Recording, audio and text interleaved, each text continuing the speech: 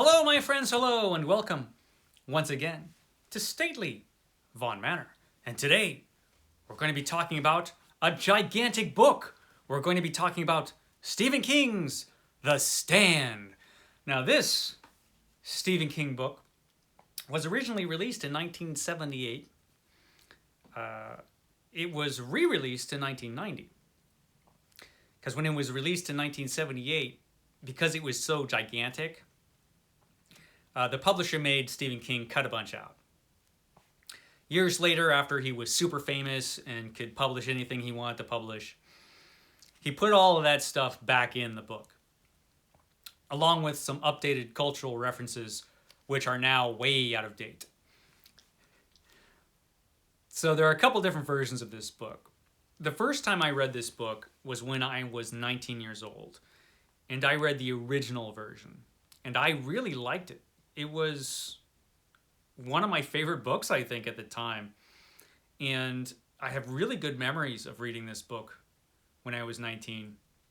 So much so that even though I saw at the time I was reading it, there were issues with this book, it was still so entertaining. And it is. It is an entertaining book. I'm going to give it that right here.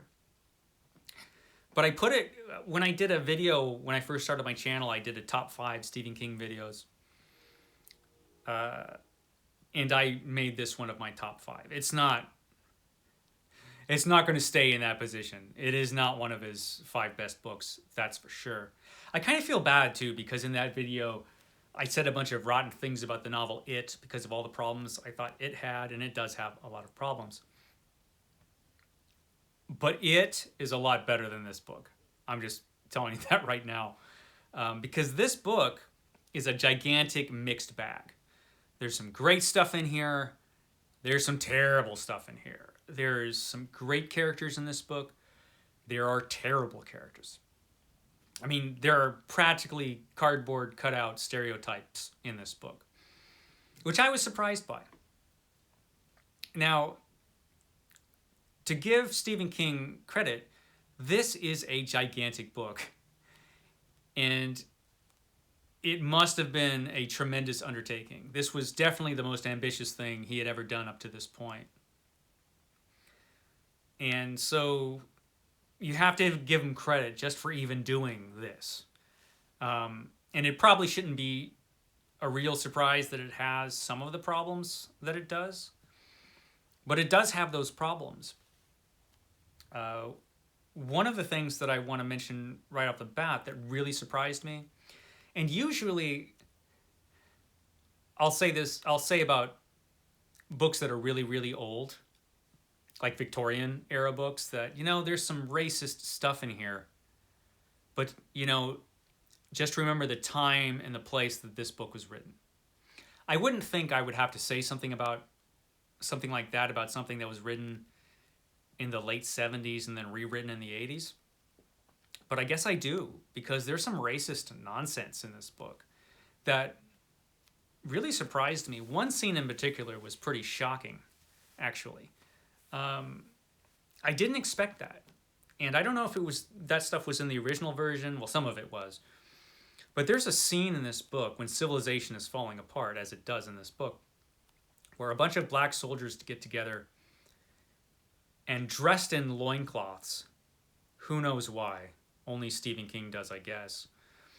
But dressed in loincloths, this group of African-American soldiers just decides to kill a bunch of white soldiers and white people.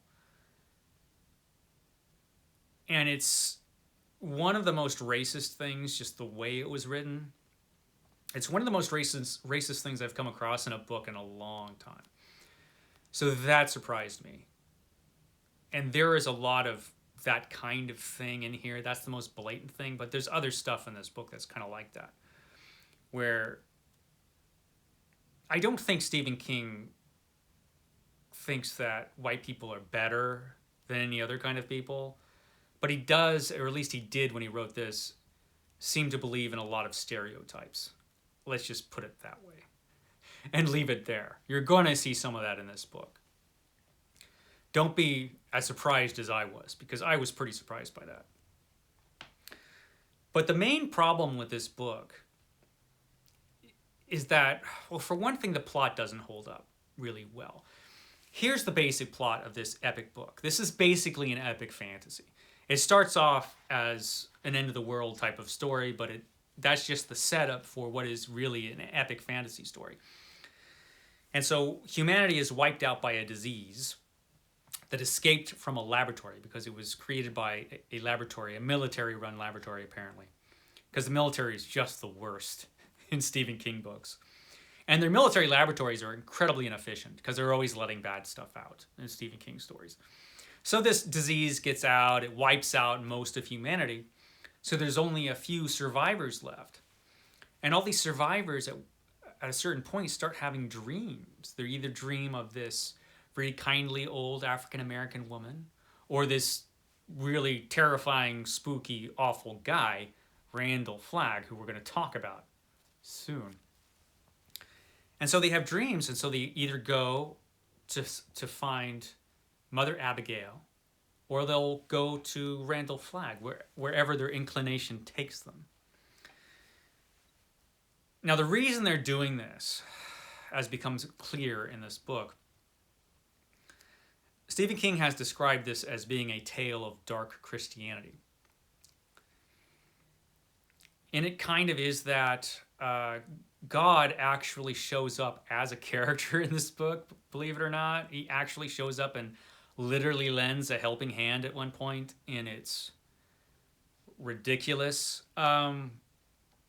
Because what is happening in this book, apparently, is just like an old-timey biblical story, because this is definitely the Old Testament God who shows up in here, you know, the one that just sort of kills people for no reason.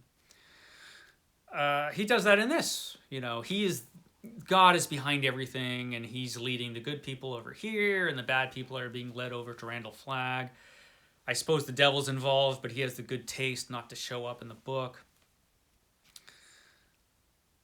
And so we're led to believe that, okay, it's going to be a good versus evil story, which is kind of lame, let's face it.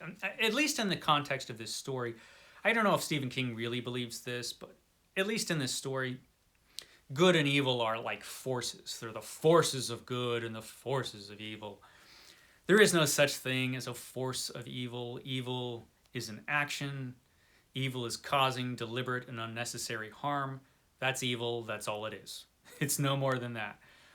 In this book, however, there's some kind of force of evil and there's forces of good. So these forces are spread apart, and there's groups of bad people in Las Vegas and groups of good people in Boulder, Colorado. What makes them good or bad? Who knows? They don't seem to be any worse or better than either one.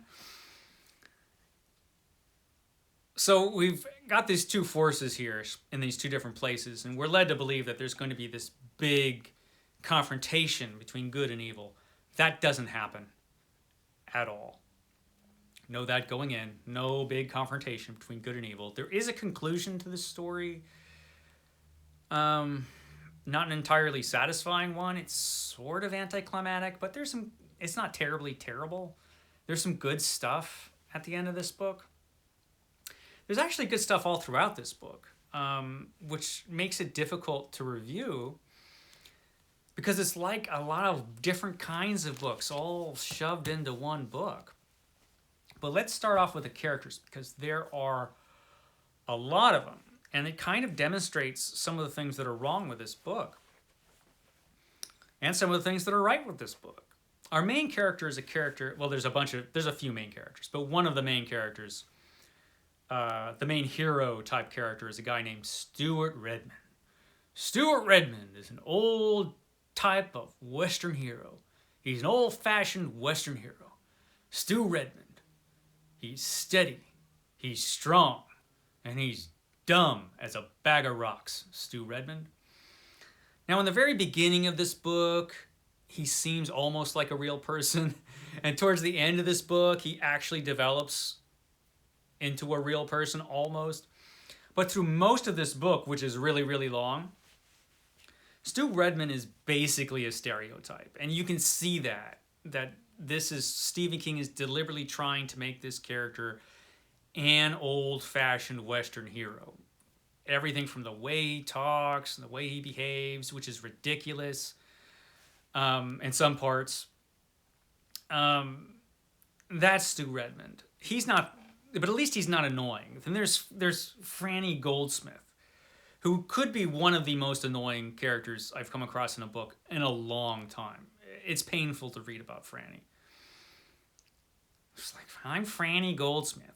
I giggle and I cry. I cry more than I giggle. In fact, I cry in almost every scene I'm in because everything's so sad. And I also write in my diary, Dear Diary, Harold is so creepy. He's creepy, that Harold. Not like that dreamy Stu Redmond. Oh, Stu Redmond doesn't use any long language, big words like that creepy Harold. No, he just grunts like a real man. I mean, it's just, she's terrible, Franny Goldsmith. And of course, Franny and Stu gets together, and together they're insufferable. I mean, the scenes where Stu and Franny are together are some of the most painfully awkward, terrible scenes. They're just bad. They're just so bad. But Harold's a great character. You know, there are some great characters in here too. Harold, which is a guy that was in love with Franny, and Franny and Harold in their small town, they both survived. So they're both, because they were the only people around, they started traveling together. And Harold, of course, is totally in love with Franny. Franny's secretly pregnant, by the way. Harold doesn't know that. And Harold's just totally in love with Franny because she's gorgeous. But Harold is a really complicated character.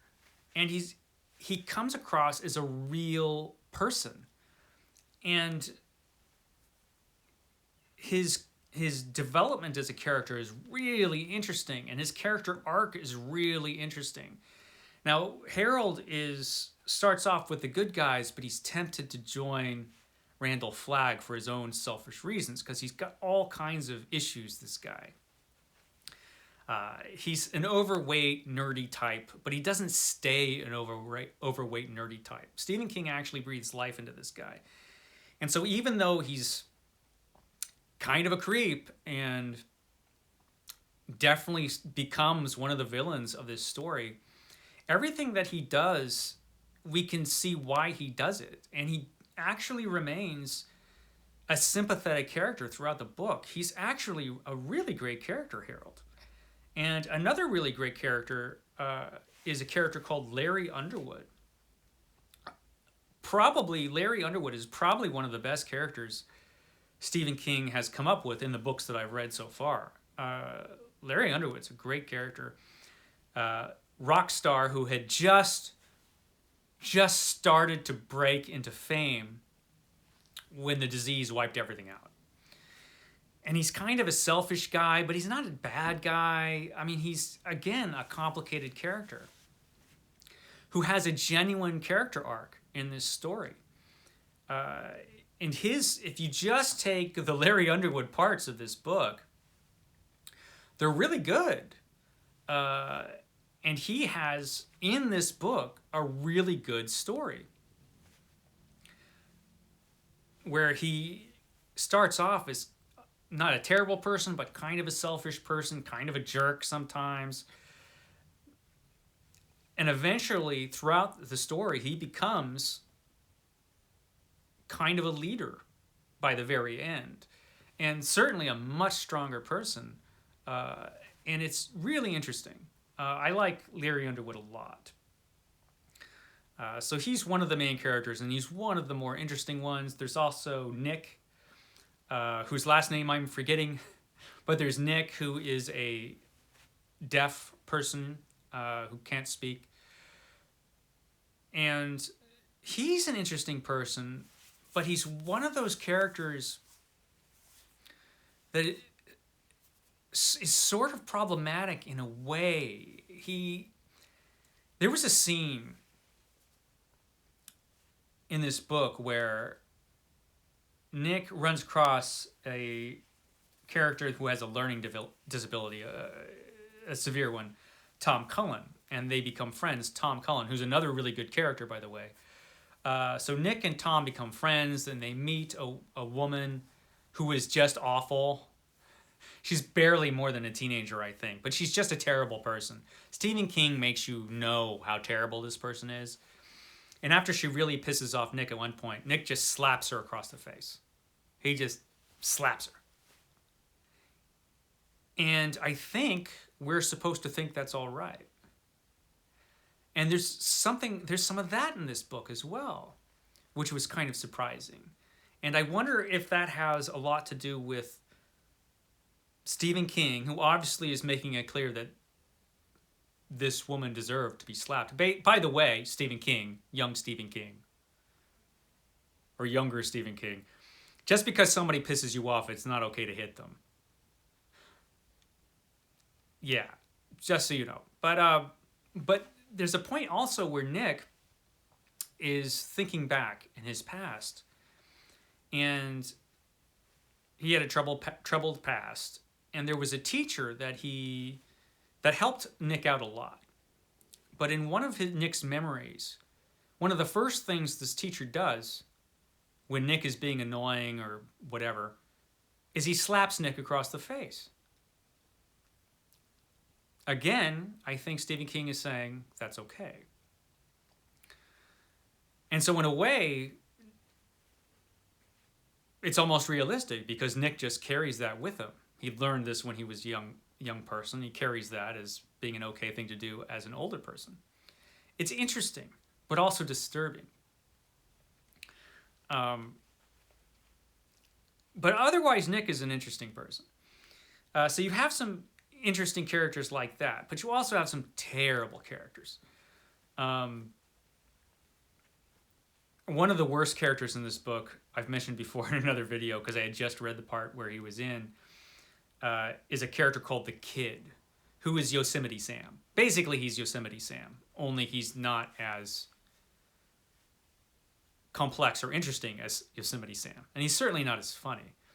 But I get the feeling Stephen King was trying to make him funny, which is odd because there's a scene where he sexually abuses another character in a really disturbing way.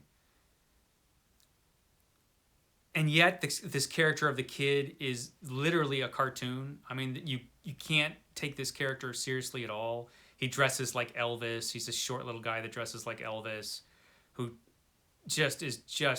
who speaks in a ridiculous... Everything about him is ridiculous. And why is he in this book with these other characters that we're supposed to take seriously? Everything is uneven in this book. And one of the characters that works the least for me is Randall Flagg. Randall Flagg is the chief villain of this story. We don't know much about Randall Flagg. We don't know if he's an evil spirit, at least according to this story. I know he's in a bunch of other books.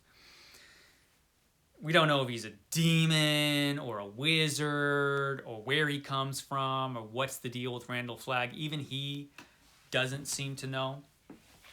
But he is a force of evil. Randall Flagg is so bad that if he just looks at a bird in a tree, it'll drop dead.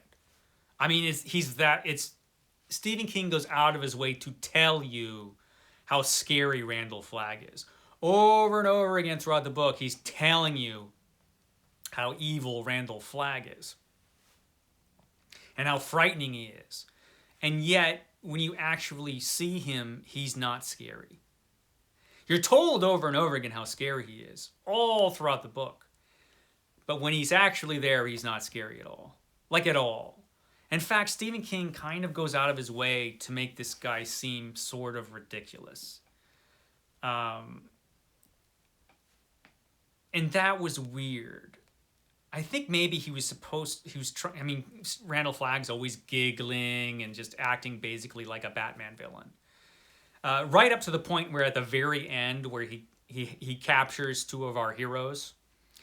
And instead of just killing them, he makes this elaborate trap, just like in an old episode of Batman,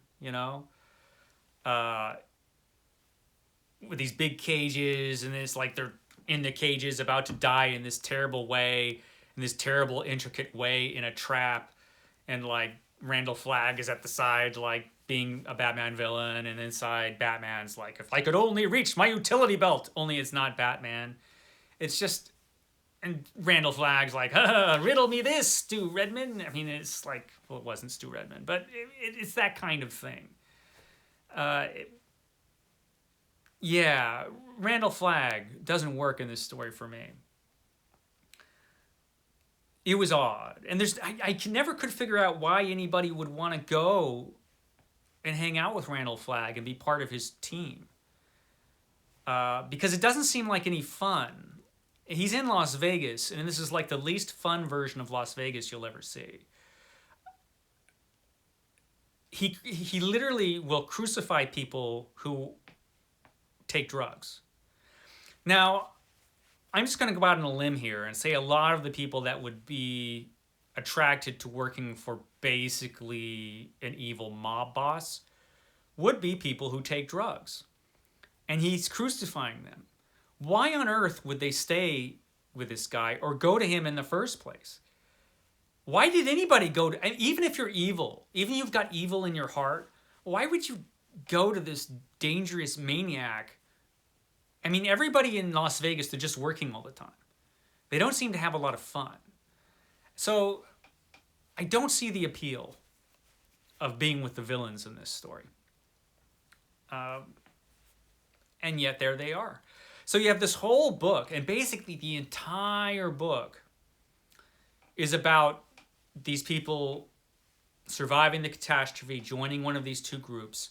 And like I said, it looks like it's the setup for this big confrontation that literally never happens at all.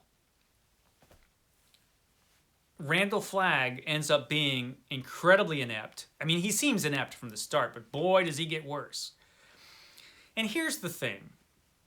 Like I said, it's made crystal clear that God is kind of in charge of all of this. Who knows why? Mysterious ways. But he's in charge of everything. So you know the good guys are going to win, right?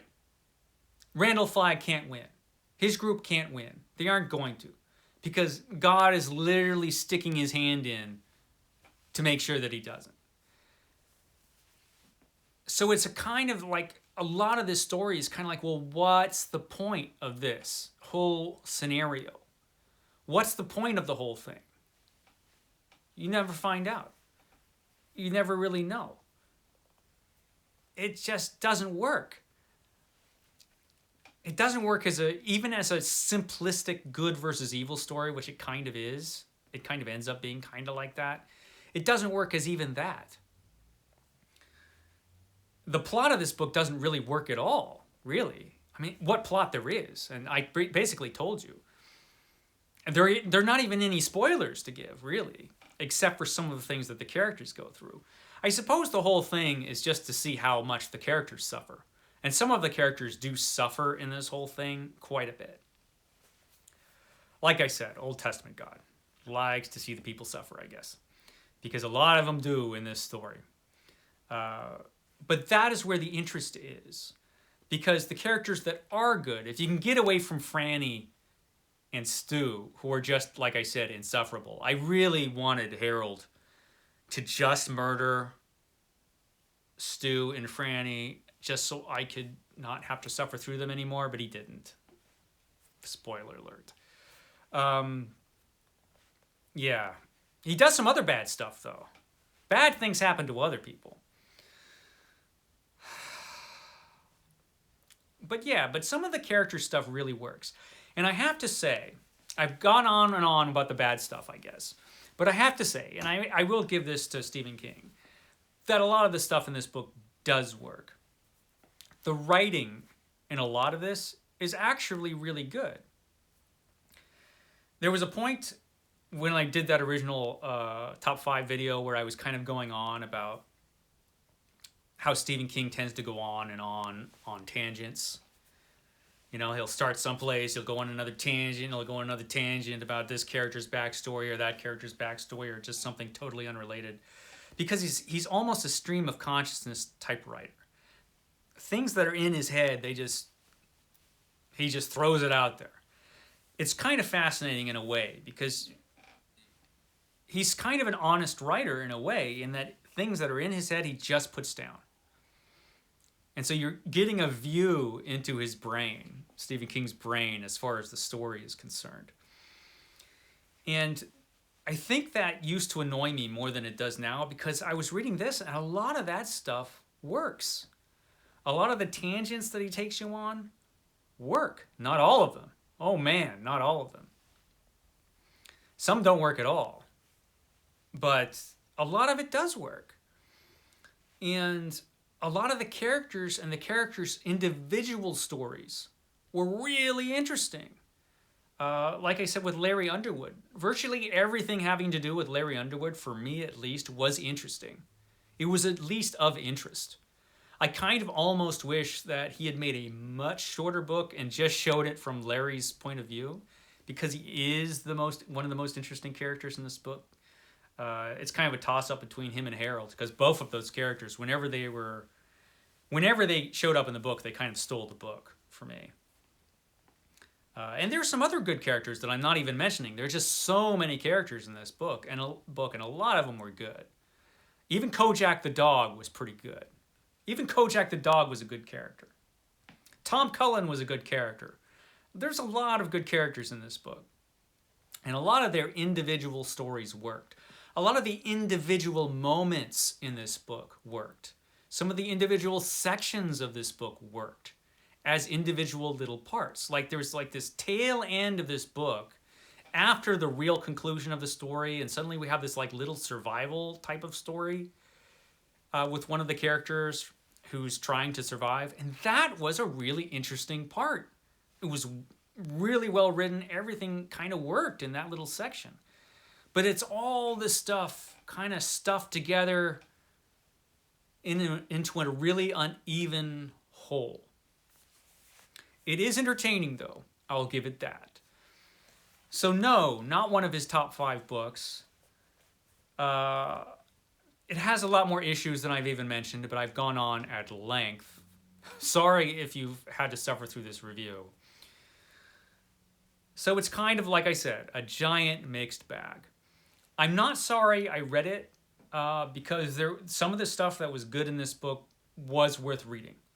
Definitely. Some of the writing in this book is some of the best writing that he's done in the books that I've read up to this point. A lot of stuff just didn't work. But, yeah. There you go. That was The Stand. My long video for this long book. There you go. So, that was my review for The Stand. Catch me here next time, here at Stately Vaughan Manor. I've got little Stephen King here. Little Stephen King, this book was a mess. An absolute mess. But I applaud the effort. And a lot of people seem to see a lot in this book that I didn't. So there's that. And I was entertained. So there was that, even though it was a gigantic, kind of pointless mess. Okay, little Stephen King, I'm sure the next book will go well. All right, guys, I will catch you next time.